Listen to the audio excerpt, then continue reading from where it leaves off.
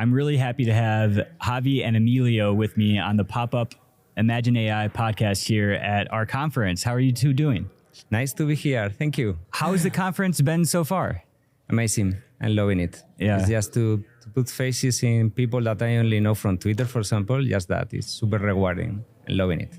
Yeah, we've met with Linus, for example, also with companies like from Spain that are here, like FreePig, and other different companies that are doing great stuff with AI. So we are like very techie guys that are always working on the cave. And it's amazing to be here in Vegas in this event. Yeah, you guys are big deals in yourself. Magnific has taken over Twitter in the last few months, I'd say, and it's really exciting to see the growth that you've had. Thank you. Could you explain what your company is in a few sentences? Well, it's an upscaler. So in just one word, we can describe it that way. But the difference with previous upscaling programs is a kind of reimaginative upscaling. So you can really go from your original image to something that is higher in resolution, enhancing it.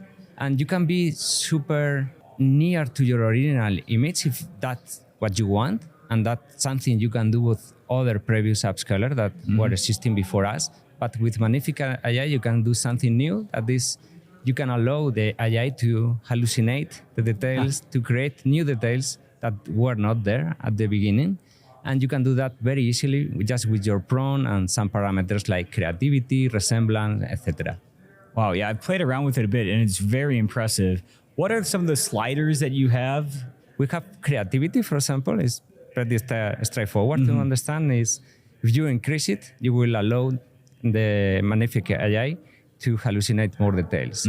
And the opposite, if you just want to be very, very near to your original image, you can lower it a little bit. Then we have HDR.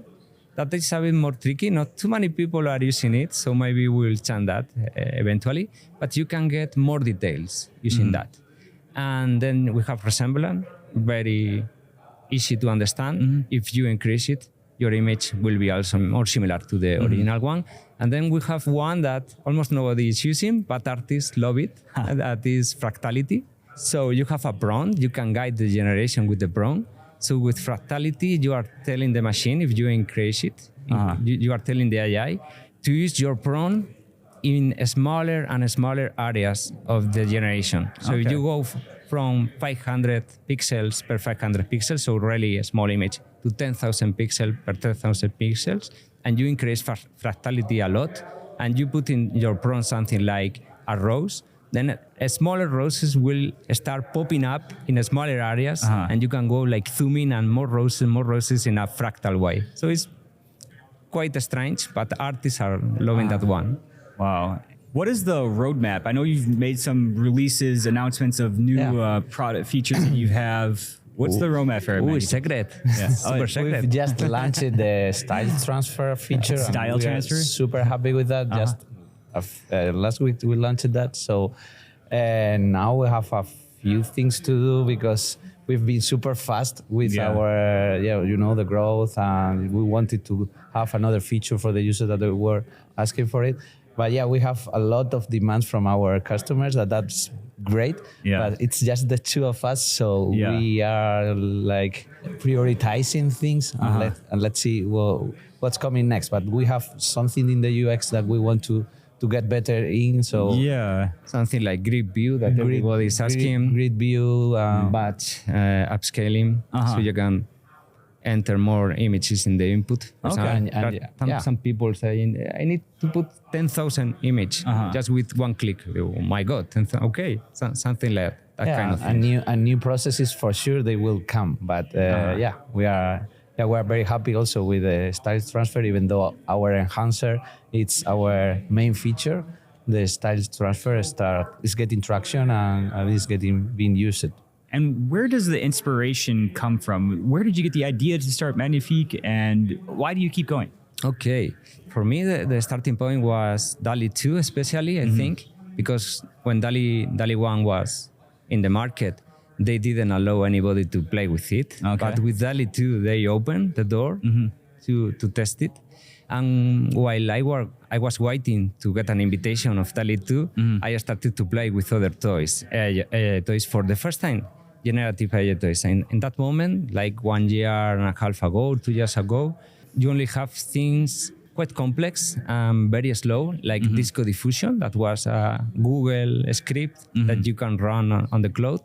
And then after 2 hours, maybe you will generate an image. And I remember to put that during the night, and in the morning having 4 or 5 images generated.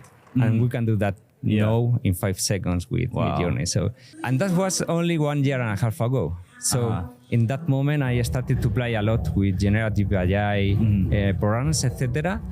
And we also started to play with Stable Diffusion. Magnific is based on Stable Diffusion. And by learning from Reddit forums, some people that was teaching me also Stable Diffusion and my own playing, we finally arrived to this pipeline, this upscaling. And I remember the first test I was doing locally in my computer and having that wow effect, like, oh my God, what is this? Is this really, this really happening? Because I was like the original image, upscale image, wow, there's something here. I was sure that if I was having that wow effect, the people that were following me on Twitter, they will go in also to appreciate it. It was like that. By the time we saw it to the community, the reception was amazing. The next step was that Javi shows me we are friends and co-founders also of another company that we sold a few years ago. And we had been investing together in companies in the Spanish ecosystem. And we had time because investing is not the same as creating from scratch a company. So Javi was a lot into the AI. I was also playing with things, but not publicly in Twitter and so on. He said to me, okay, Emilio, look, I think we should productize this pipeline. And I saw that was amazing, and we had to do it again and to start working together, create a company from scratch, and put that power into the hands of the user easily. People liked it. This is not the first startup that we built. Before that, we built Erasmusu.com. It's social network for Erasmus students. That is a program in Europe for exchange students. So, and we are friends for more than 25 years. That's great. So we were in a kind of gap years when I started playing with generative AI. And I knew Emilio was already getting bored of the gap years. We wanted to get into the action again. It is certainly in the action. I mean, you guys are, it's incredible. And it must be so gratifying to see the art and creation that people are making with your product. It's very rewarding. I was here, for example, 1 hour ago, and someone approached me, and he was in the workshop I was doing in front of the people. A friend asked to the public, what would you change of Magnific? And this man, Jake, said, nothing, don't touch it, it's perfect. And it was like, oh my God, that must super rewarding. I was super grateful for all the community that is helping us, supporting us, and loving the product.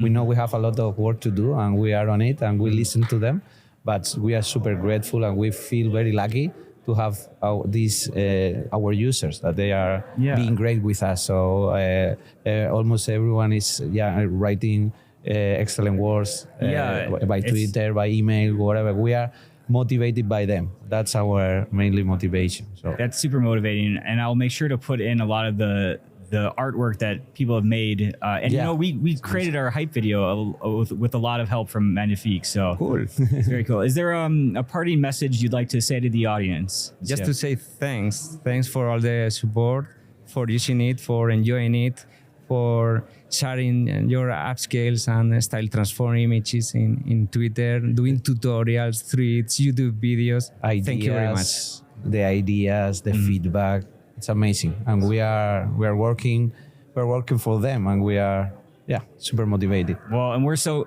happy to have you here, and thank you for coming all the way from Spain. I hope that you've made it a a nice little American trip as well, and enjoying the finer parts of America here. So thank you. Thank you. Thank you for having us. Yeah, you're welcome. Thank you very much. No, thank you for being here. That's one small step for man, one giant leap